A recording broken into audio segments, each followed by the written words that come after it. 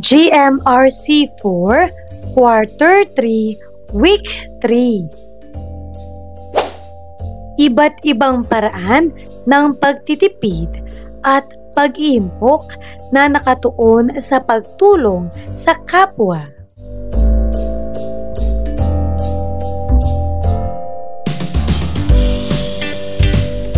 Matatag curriculum, bansang makabata, batang makabansa with me, teacher KMT. Magandang araw mga bata! Ngayon ay pag-aaralan natin ang tungkol sa iba't ibang paraan ng pagtitipid at pag-iimpok na nakatuon sa pagtulong sa kapwa.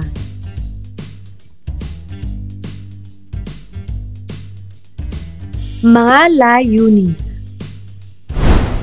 Una, naipahayag ang ugnayan ng sariling pagtitipid at pag-iimpok sa pagtulong sa kapwa. Pangalawa, naipaliliwanag na ang pagtitipid at pag-iimpok para makatulong sa kapwa ay mahalagang disiplinang pansarili na dapat linangin upang matugunan ang pangangailangan ng sarili at kapwa sa takdang panahon. At nailalapat ang mga paraan ng pagtitipid at pag-iimpok na nakalaan para sa sarili at kapwa.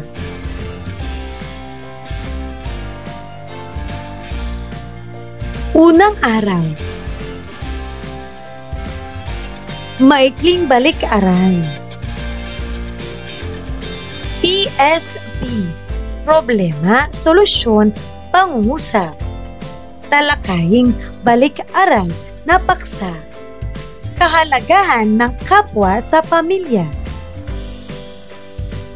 Problema. Ano ang mga suliranin sa loob ng pamilya sa pagtulong sa kapwa? Magaling. Ang ilang miyembro ng pamilya ay nagiging abala sa sariling gawain kaya nakalilimutan nilang tumulong sa isa't isa o sa ibang nangangailangan. Minsan ay nagkakaroon ng hindi pagkakaunawaan sa pagitan ng mga magkakapamilya kapag walang kooperasyon sa pagtulong sa kapwa.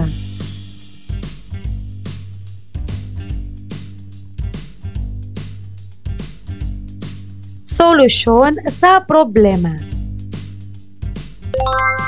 Dapat magkaroon ng pagtutulungan, pagkakaisa at bukas na komunikasyon sa pamilya upang mapanatili ang malasakit at pagtulong sa kapwa.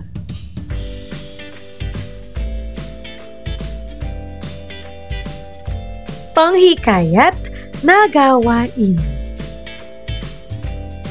Pagsulat ng bucket list.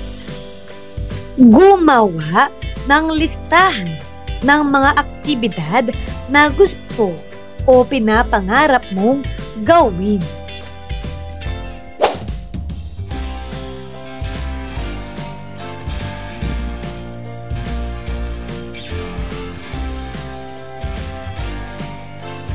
Sa pagsulat ng bucket list, ito ang aral na lilinangin. Kailangan natin mag-ipon, mag-impok at magtipid upang magawa ang mga aktibidad na gusto o pinapangarap mong gawin. Ang pag-uugnay sa balik-aral. Mas mabuting isali ang ating kapwa sa ating bucket list at mag-isip ng mga paraan upang makatipid, hindi lamang para sa sarili kundi para din sa kapwa.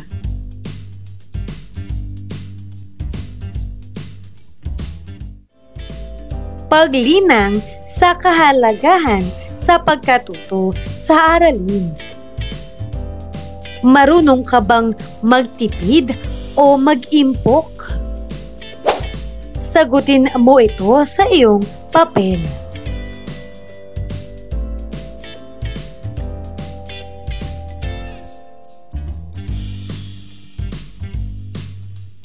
Paghawan ng bokabularyo sa nilalaman ng aralin. Ang pagtitipid ay ang proseso ng maingat na paggamit ng mga yaman tulad ng pera, oras, o bagay upang maiwasan ang labis na paggastos at masigurong may sapat para sa hinaharap. Sa madaling salita, ito ay pag-iwas sa aksaya at pagpapahalaga sa bawat sentimo o gamit.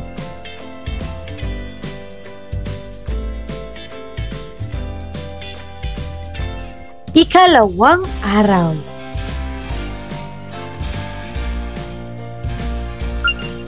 Unang aralin, layunin ng sariling pagtitipid at pag-iimpok.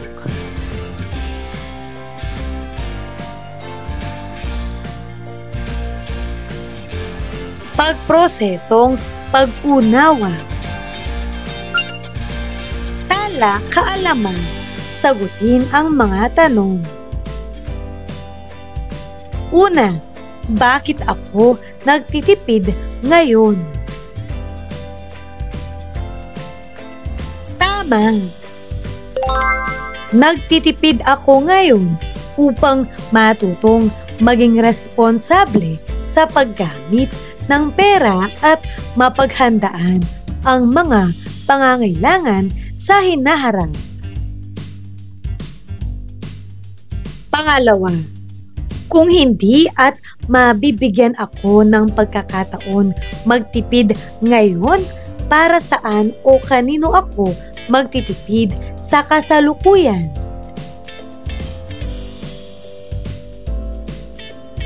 Magaling.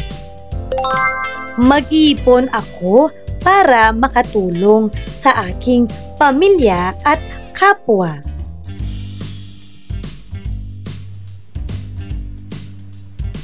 Pinatnubayang pagsasanay. Buhay, tanong, sagot o BTS. Basahin ang mga nangyari sa buhay ng sumusunod at sagutin ang tanong sa huli. Gawing gabay sa pagmarka ng sagot ang nakapaloob na rubrics.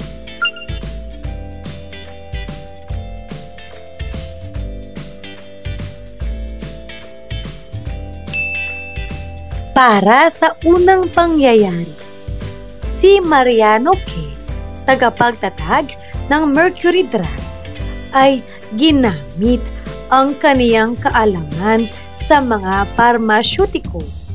Bumili siya ng mga antibiotic at ibinenta ang mga ito sa mga mahihirap na lugar.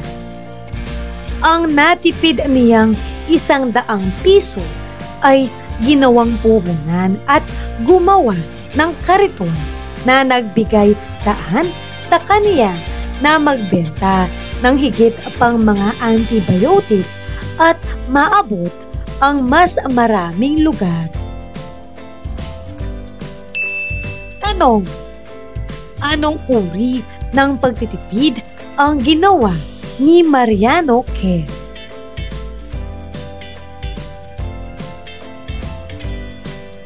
Tama. Pagtitipid para makapundar ng puhunan, pagtitipid sa transportasyon at iba pa.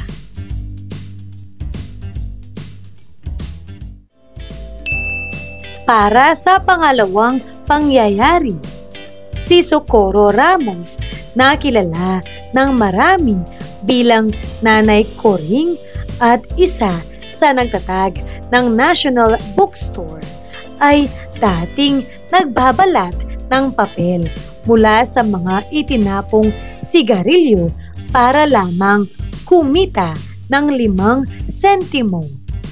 Naging isang sales girl sa isang bookstore at natutuhan niya ang mga gawain ng negosyo. Tanong: anong uri ng pagtitipid ang ginawa ni Socorro Ramos? Mahusay. Pagtitipid ng mga papel. Pagtitipid para matutunan ang negosyo at iba pa.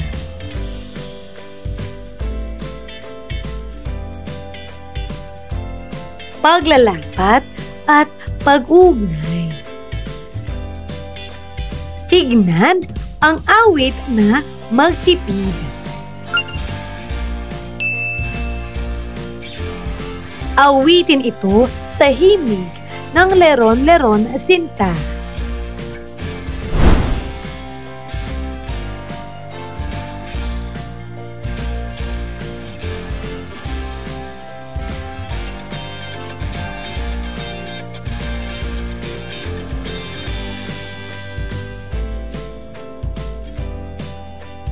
Ngayon ay sagutin natin ang mga katanungan.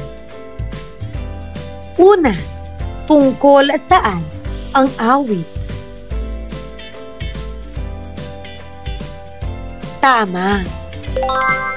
Ang awit ay tungkol sa kahalagahan ng pagtitipid at matalinong paggamit ng pera upang magkaroon ng magandang kinabukasan.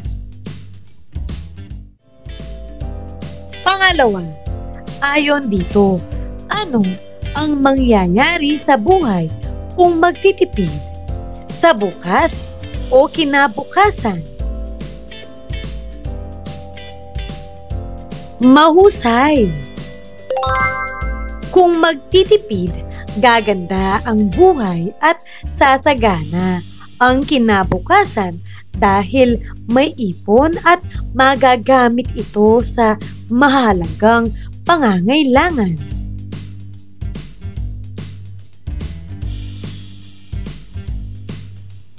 Pangatlo, ano ang itinatanong sa awit?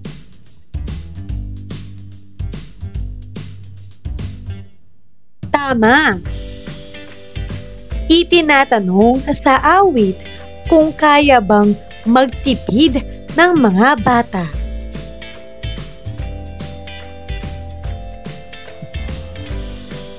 Pang-apat, ano ang iyong magiging sagot? Magaling. Ang sagot ko ay opo, kaya kong magtipid.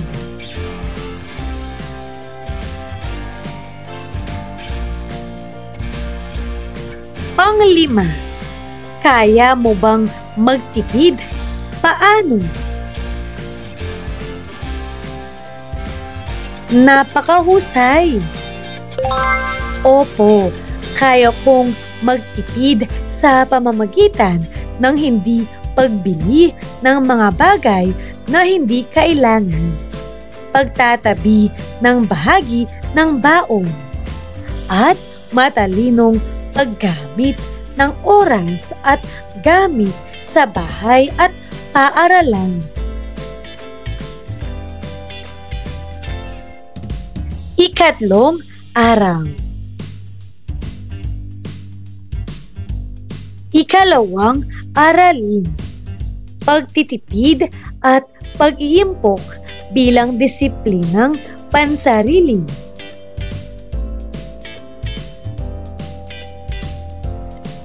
Pagproseso ng pag-unawa. Realisasyon. Ano ang iyong naranasang hadlang sa pagtitipid at pag-iimpok. Mahusay. Realisasyon.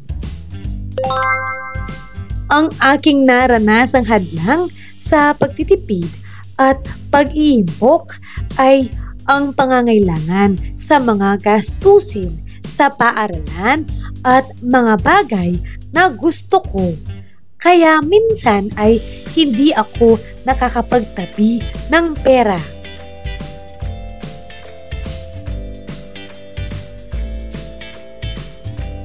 Emosyon.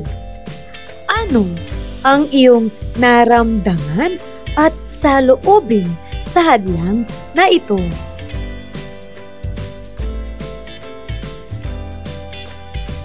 Magaling. Emosyon. Naramdaman ko ang panghinayang at lungkot dahil alam ko kung nakapagtipid sana ako, may magagamit akong pera sa oras ng pangangailangan.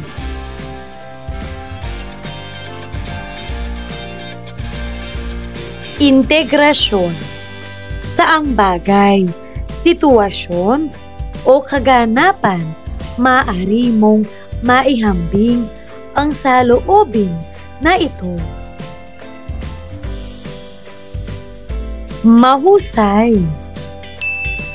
Integrasyon. Maihahambing ko ito sa sitwasyon ng mga magulang na nahihirapang mag-ipon dahil sa maraming gastusin sa bahay. Ngunit patuloy pa rin silang nagsisikap at nagtatabi kahit kaunti.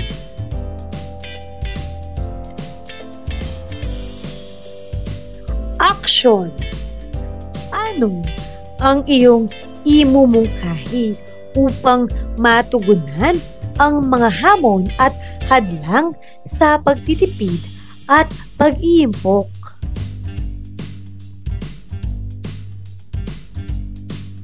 Mahusay. Aksyon.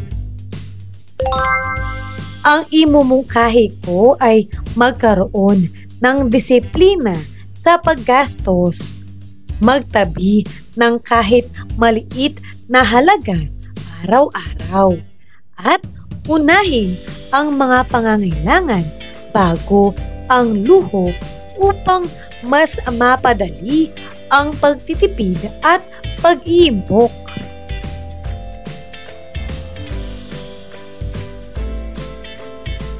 Pinatnubayang pagsasanay.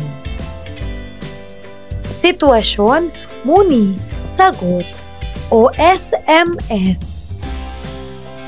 Basahin ang mga nangyari sa buhay ng sumusunod at sagutin ang tanong sa huli.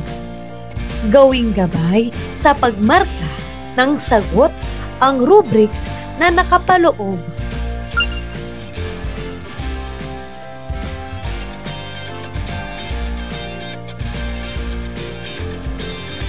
Para sa unang sitwasyon, ang magsasapatos. Basahin mo ito.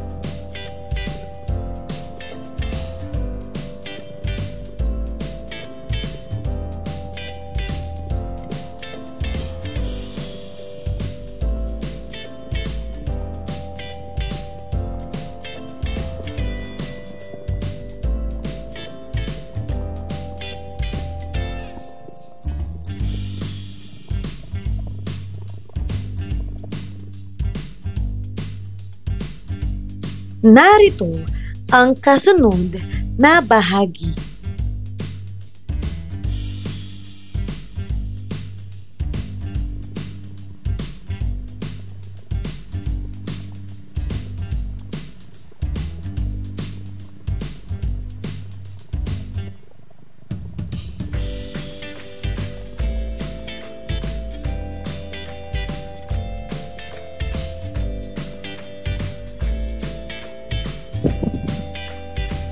Ikalawang sitwasyon, ang manggagawa ng kakanin. Basahin mo ito.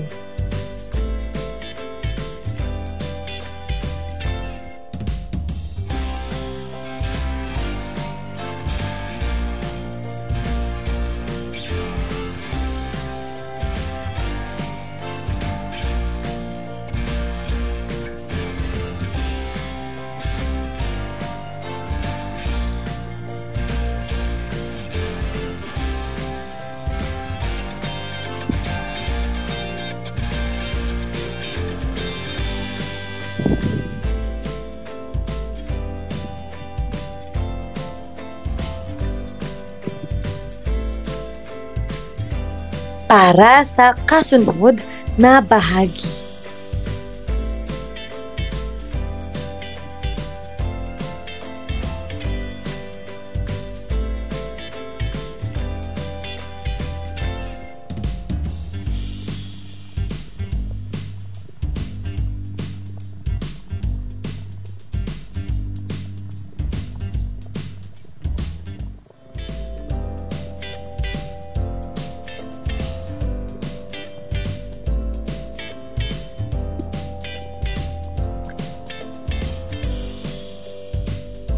At para sa panghuling bahagi.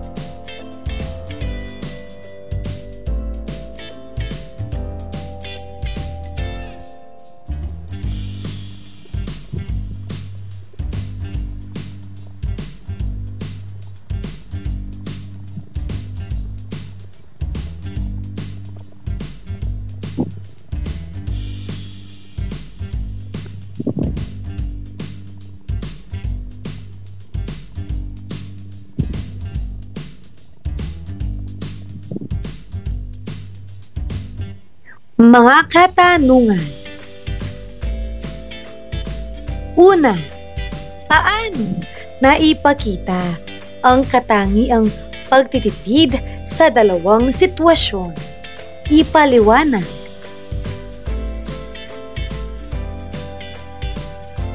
Mahusay.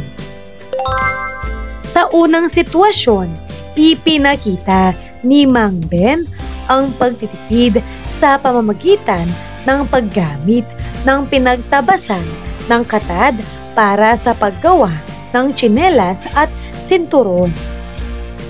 Sa ganitong paraan, walang nasasayang na materyales. Sa ikalawang sitwasyon, si Aling Merang ay nagtitipid sa pagbili ng murang sangkap at pag-iwas sa luho tulad ng panonood ng sine. Sa halip, nanonood na lang siya sa TV upang makatipid.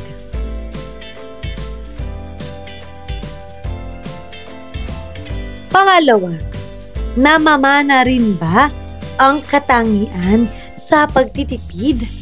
Bigyan ng katwiran ang sagot.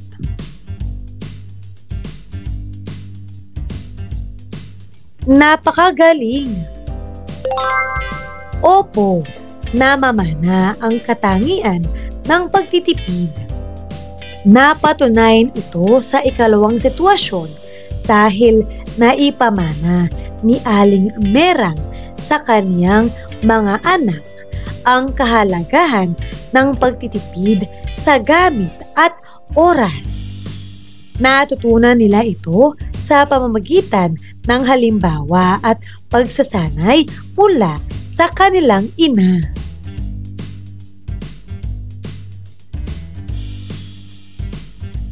Paglalapat at pag-ugnay. Pagmumuni-muni. Sa pagtitipid at pag-iimpok bilang disiplinang pansarili, sumasang-ayon ka ba o hindi sa sumusunod na pangusap? Lagyan ng check ang hanay na nagpapahayag ng iyong saloobin tungkol sa mga sumusunod.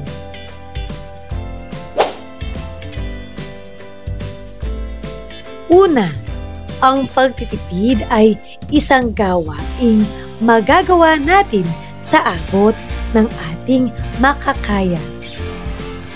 Ano ang iyong sagot? Magaling! Sang-ayon!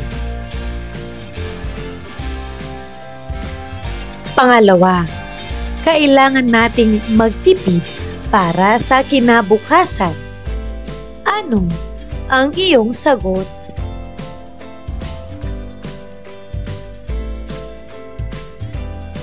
Tama! Sang-ayon!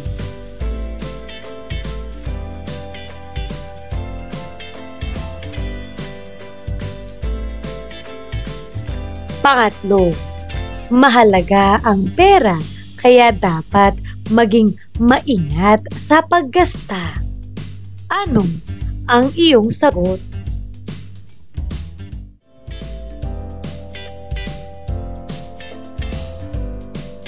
Magaling! Sang-ayon!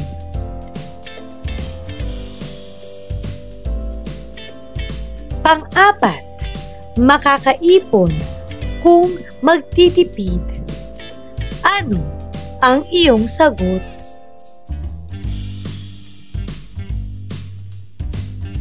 Tama! Sang-ayon!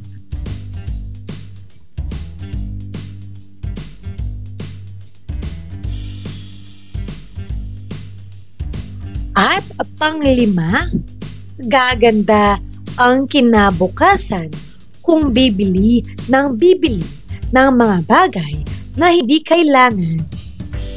Ano ang iyong sagot?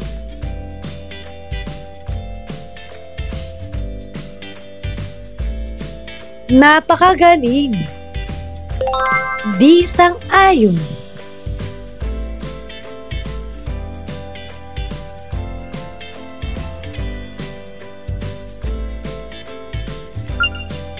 Ikatlong, aralin mga pamamaraan ng pagtitipid at pag-iimpok na nakalaan para sa sarili at kapwa.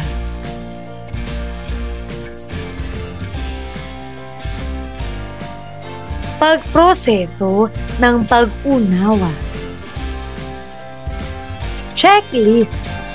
Lagyan ng check ang column na tumutugon kung gaano kadalas mo ginagawa ang gawaing nakatala sa unang hanay.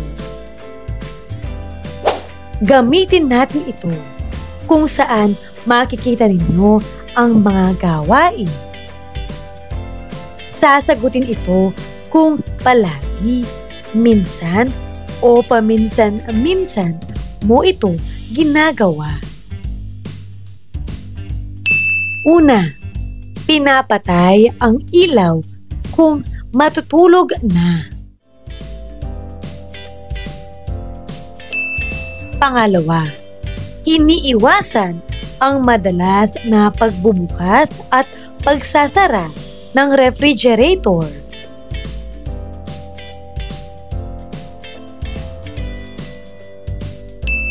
Ikatlo, pinapatay ang telebisyon kung nagkukwento. Pang-apat, tinatanggal sa saksakan ang electric fan kung aalis at kung hindi gagamitin.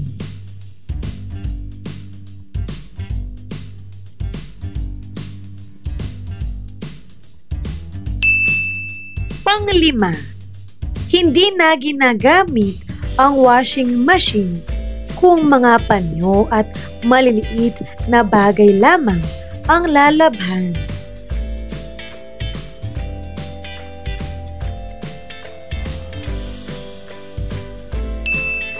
Pang-anim, pinapatay ang ilaw ng classroom kapag walang tao. Pang-pito, tinatanggal sa saksakan ang electric fan sa classroom kung hindi gagamitin. Pang-walo, iniipon ang basura sa paaralan at itinatapon sa tamang tapunan.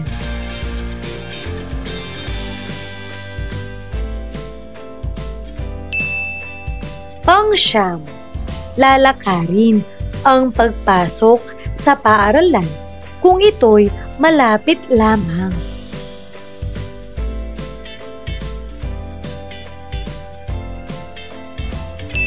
At pang-sampu, kaunting monthly contribution ng buong klase para sa kapwang nangangailangan.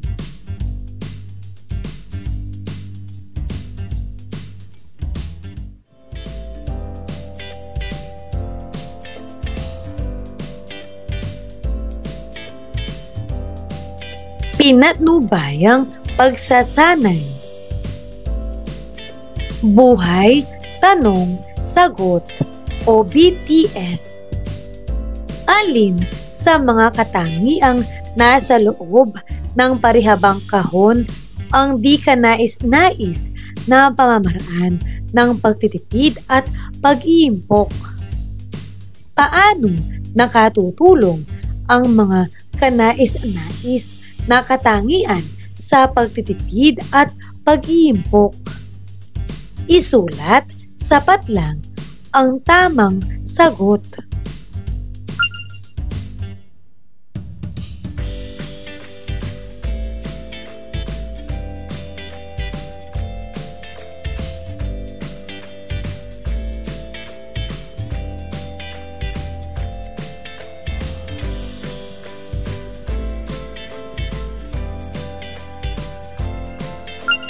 Narito ang mga sagot. Para sa kanais-nais na katangian, malakas ang loob, masipag, matiisin, matiyaga. Para naman sa di kanais-nais na katangian, magastos, mainipin, makupad, kumilos, may bisyo, pabaya, takot sa responsibilidad, tamad, walang hilig sa gawain, walang malasakit sa kapwa, walang sistema, walang tiwala sa sarili.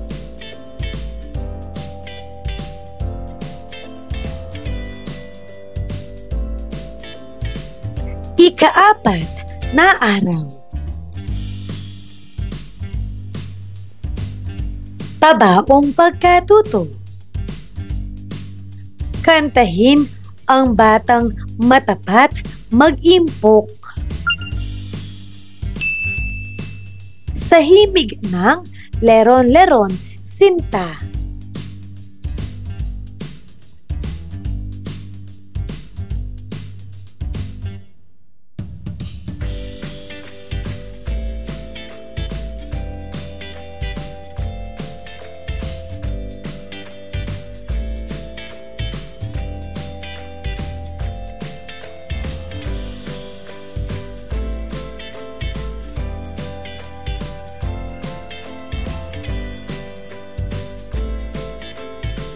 Ano ang aral ng kanta?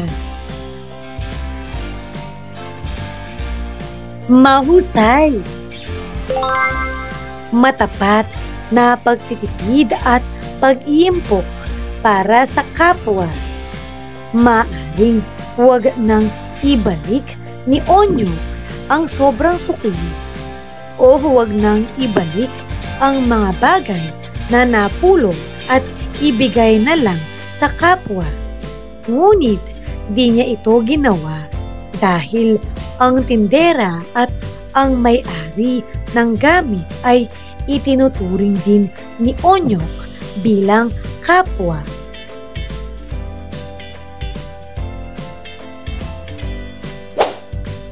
Para sa kasunod na bahagi, lagyan ng check ang column ng pangyayaring angkop sa iyo.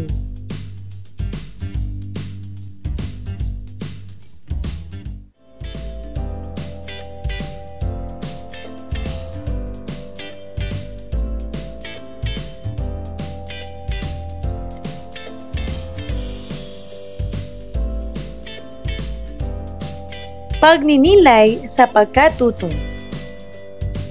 Magbigay ng kalutasan sa sumusunod na sitwasyon. Una, nakapulot ka ng payong sa kantina. Hindi mo kilala ang may-ari nito. Ano ang gagawin mo?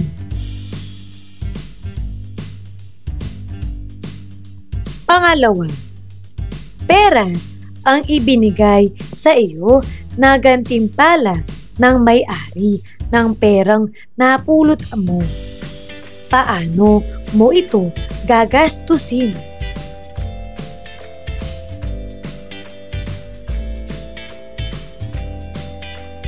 Pangatlo, napulot mo ang pitakang may perang malaki ang halaga. Hindi mo kilala ang may-ari nito. Ano ang gagawin mo? Saan ka pupunta upang ipaalam ito?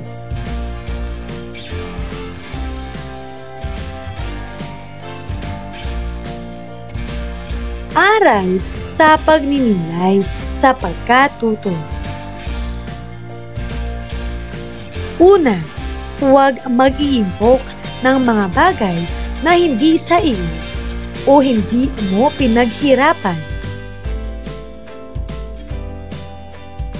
Pangalawa, gastusin ng tama ang natanggap na gantimpala sa sarili, sa pamilya at sa kapwa. Pangatlo, ituring lahat ng tao sa paligid bilang kapwa na dapat tulungan, mayaman man o hindi. Kaya pumunta sa mga kinaukulan katulad ng barangay, istasyon ng pulis at iba pa para isauli at ipaalam ang napulot na hindi mo pagmamay-ari.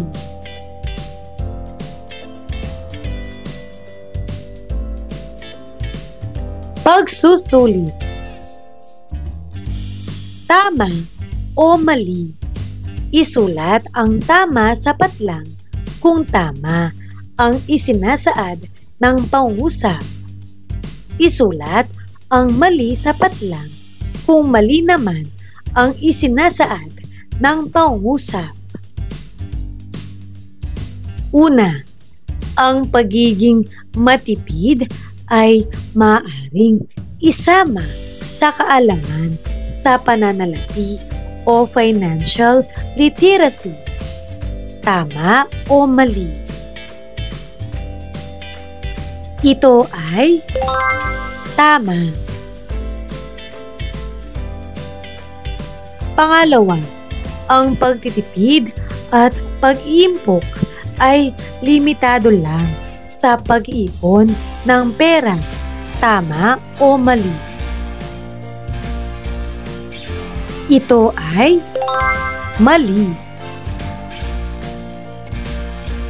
Pangatlo, ang pagtitipid at pag-iimpok ay mahalagang disiplinang pansarili na dapat linangin upang matugunan ang pangangailangan ng sarili at kapwa sa takdang panahon. Tama o mali? Ito ay tama.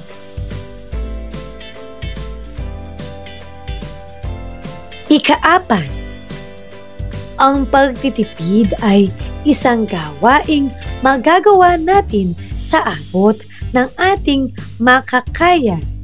Tama o mali? Ito ay tama. Panglima, ang pagtitipid ay maaaring makatulong sa sarili o kapwa sa panahon ng pangangailangan. Tama o mali?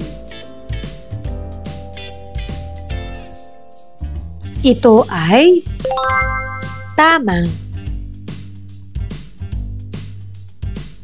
Ika-anim, gaganda ang kinabukasan kung bibili ng mga bagay na hindi kailangan.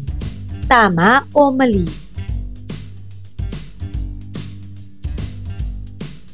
Ito ay mali.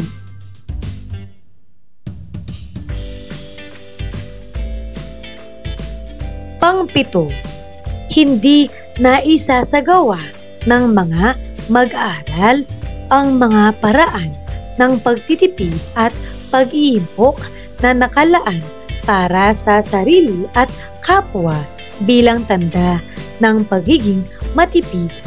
Tama o mali? Ito ay mali.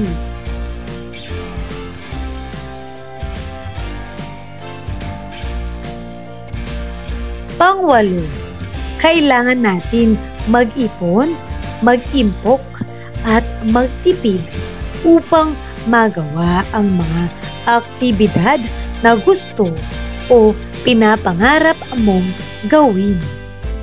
Tama o mali? Ito ay tama. Pangsyam, kailangan nating magtipid para sa kinabukasan. Tama o mali? Ito ay tama.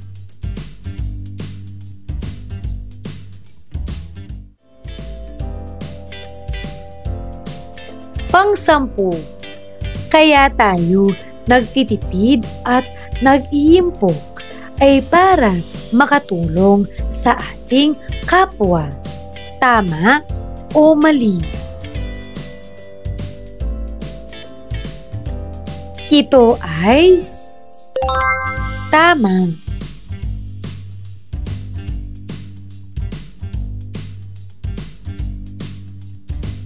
Pang-11, lahat ng mga paraan ng pagtitipid at pag-iimpok na nakalaan para sa sarili at kapwa ay madali. Tama o mali? Ito ay mali.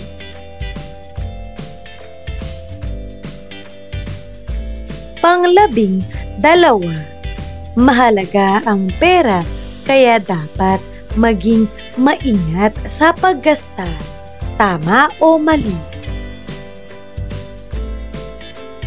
Ito ay tama.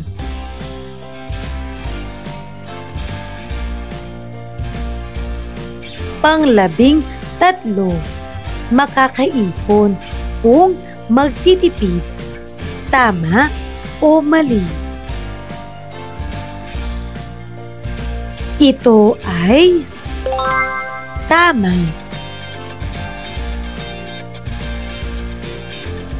Pang-14, mas mabuting isali ang ating kapwa sa ating bucket list at mag-isip ng mga paraan upang makapagtipid, hindi lamang para sa sarili, kundi para din sa kapwa. Tama o mali? Ito ay tama.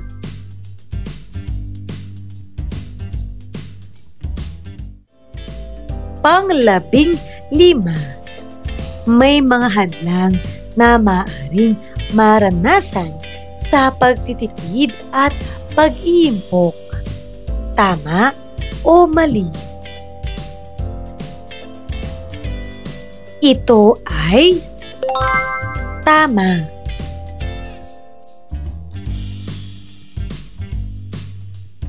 Pang-16, may ugnayan ang sariling pagtitipid at pag-iimpok sa pagtulong sa kapwa. Tama o mali? Ito ay tama.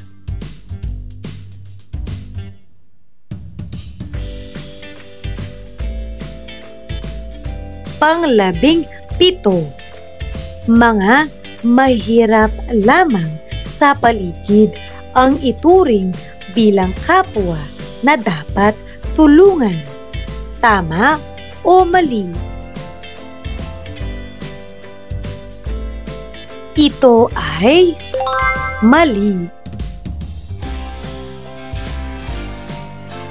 Pang-18, napakadali at napakasimpleng isagawa ng mga mag-aaral ang pag-unawa sa pagtitipid at pag-iimpok para makatulong sa kapwa. Tama o mali? Ito ay mali.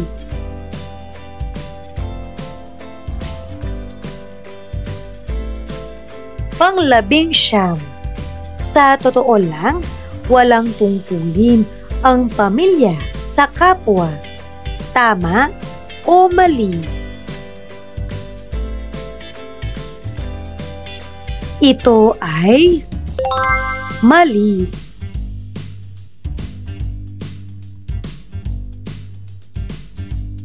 At panghuli, walang Pilipino na pwedeng maging modelo ng pagtitipid at pag-iimpok. Tama o mali? Ito ay mali.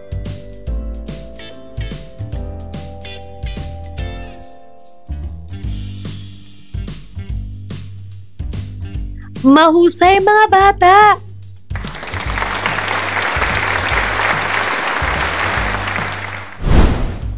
Ano ang mga natutuhan mo sa araw na ito?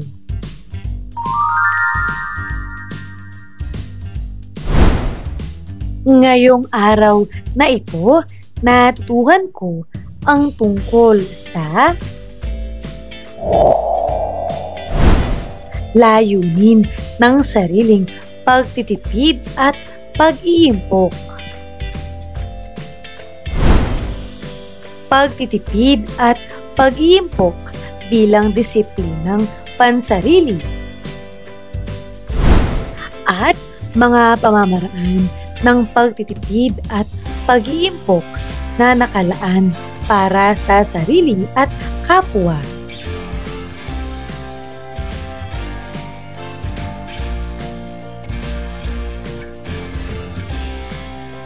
Maraming salamat sa pakikinig mga bata.